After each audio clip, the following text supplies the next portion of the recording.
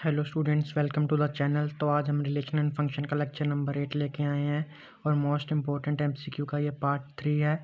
इससे पहले हमने फर्स्ट 5 लेक्चर्स में इसके कॉन्सेप्ट्स बहुत ही अच्छी तरह देखे और अब इसके बाद हमने उसके क्वेश्चन प्रैक्टिस किए हैं एमसीक्यू, और ये पार्ट 3 है मोस्ट इम्पोर्टेंट एमसीक्यू का। तो देखते हैं question number 14। The function F defined from R to R defined as F X is equal to X square is 1 1 and on to 1 1 and into many 1 and on to and many 1 into। तो हमें ये बताना है कि ये function into है या on to है, many 1 है या 1 1 है। तो सबसे पहले हम देखते हैं इसको।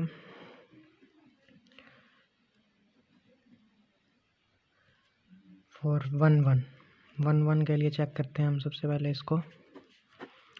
जैसे हमें पता है कि लेट, इस बार आपको ये लिखना ज़रूरी नहीं है, बस आंसर आना चाहिए।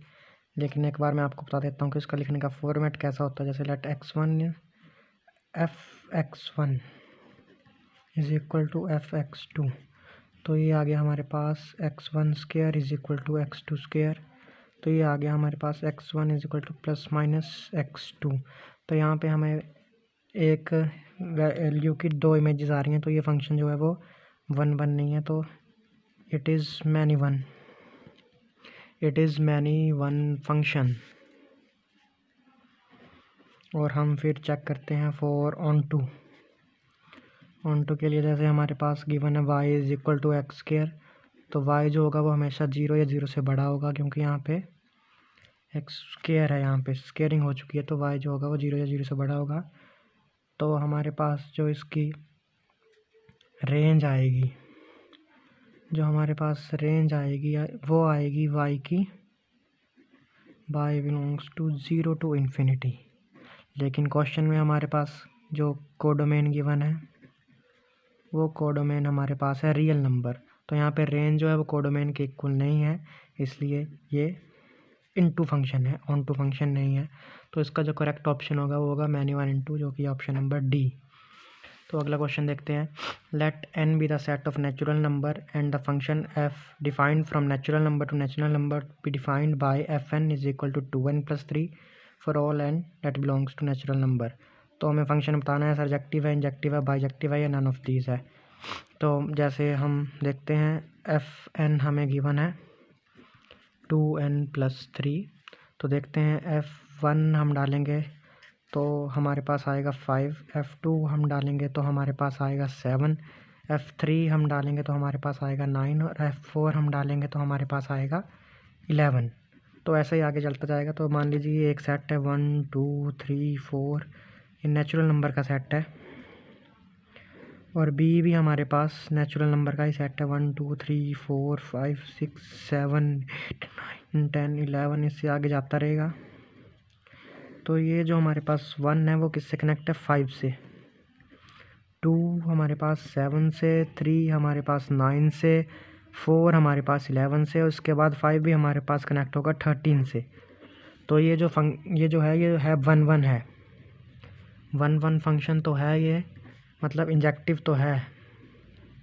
अब ऑन टू की बात करें तो ये देखिए यहाँ पे जैसे ये एलिमेंट है 1 2 3 4 6 है, 8 है, 10 है, तो इनकी कोई भी हमारे यहाँ पे प्री इमेज नहीं मिलेगी इस सेट में, नेचुरल नंबर के सेट में।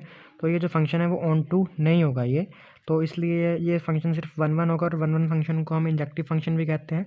तो इसका जो सही आंसर है वो आएगा बी, इंजेक्टिव फंक्शन। तो अब देखते हैं क्वेश्चन नंबर 16।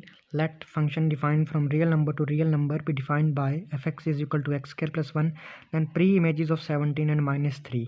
तो हमें प्री इमेज बतानी है। जैसे ए कोई सेट है, यहाँ पे ये मान लो x1 है, ये x2 है, ये बी सेट है, इसमें और भी सारे एलिमेंट होंगे, लेकिन ये हमें प्री इमेज निकालनी है 17 और -3 की। तो ये मान लीजिए 17 x1 से कनेक्ट है, -3 x2 से कनेक्ट है, तो हमें ये वैल्यू निकालनी है, इसकी प्री इमेज निकालनी है। तो y की वैल्यू हमें गिवन है यहाँ पे, जैसे y हमें क्वेश्चन में पहले गिवन है x स्क्वायर, अब y की वैल्यू, y की जगह हम रखेंगे यहाँ पे 17, क्योंकि हमें 17 की प्री इमेज निकालनी है पहले। तो 17 is equal to X square plus 1, इसके बाद हमारे पास आ गया X square is equal to 16, और x की वैल्यू हमारे पास आ गई +-4। तो x हमारे पास आया ये आई x की हमारे पास प्री इमेज।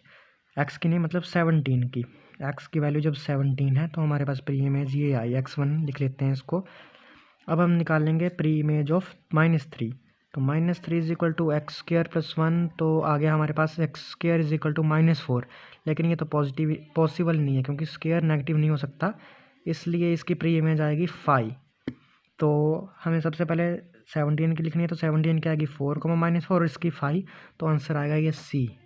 ए नहीं आएगा क्योंकि हमें पहले 17 की लिखनी है, उसके बाद -3 की लिखनी है। 17 की है 4 -4 और -3 की है 5। तो ये है क्वेश्चन नंबर 16। अब देखते हैं question number 17। Consider the set 1, 2 and 3 and R be the smallest equivalence relation on A, then R is. इसमें हमें रिलेशन बताना है, स्मॉलेस्ट इक्विवेलेंस रिलेशन। ये मैंने आपको पहले भी क्वेश्चन करवाया था, जैसे ए इज़ इक्वल टू 1, 2, 3। तो इसका जो स्मॉलेस्ट इक्विवेलेंस रिलेशन बनेगा उसमें भी सिर्फ 3 एलिमेंट आएंगे, और वो आएंगे 1, 1, 2, 2 और 3, 3। क्योंकि इसमें 1, 1, 2, 2, 3, 3 के रिफ्लेक्सिव भी हैं, सिमेट्रिक भी हैं और ट्रांजिटिव भी हैं। इसके बाद है हमारे पास question number 18। Consider the set A containing n elements, then the total number of injective function from A to A is. तो इसके लिए मैंने आपको बताया था कि अगर इंजेक्टिव फंक्शन में 2 केस बनते हैं, m इज़ वो एक छोटे वाला और एक जो होता है वो इक्वल टू वाला। तो इसमें हमारे पास एलिमेंट्स इक्वल हैं, इसमें हमारे पास m is equal to n है, सेकेंड वाला केस बनेगा इसमें। तो हमारे पास injective function, number of injective function जो हमारे पास आएंगे, तो हमारे पास आएंगे n जो कि है n इंटू n फैक्टोरियल, जो कि हमारे पास आएगा n फैक्टोरियल। तो इसका जो आंसर होगा वो होगा n फैक्टोरियल।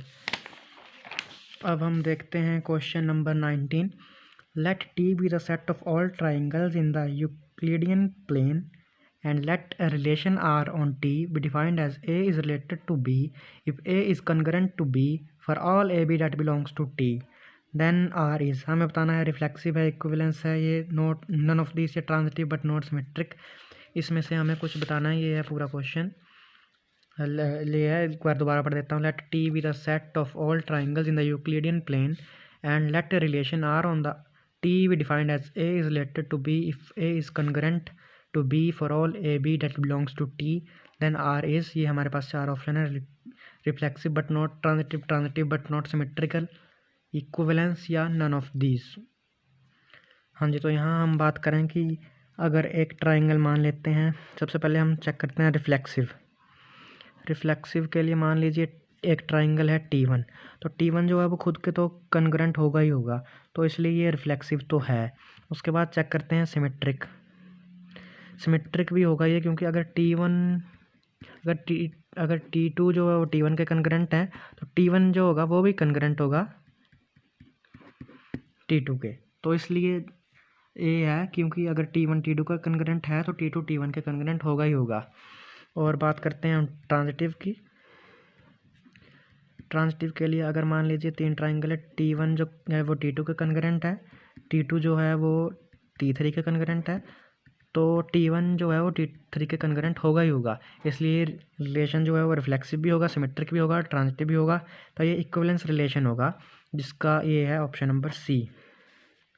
अब देखते हैं हम question number 20। Let us define a relation R in R as A is related to B if A is greater than equal to B, then R is an equivalence relation, reflexive, transitive but not symmetric, only reflexive या only symmetric। तो इसका answer हम देखते हैं।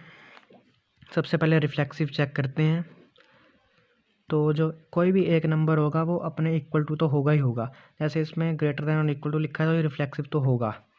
अब बात करते हैं सिमेट्रिक की। मान लीजिए जो 2 है वो 3 से बड़ा है, तो ये कंडीशन यहाँ पे ट्रू होगी, लेकिन 3 जो है वो 2 से बड़ा नहीं होगा, वो कभी 2 से बड़ा नहीं होगा, इसलिए ये सिमेट्रिक नहीं होगा।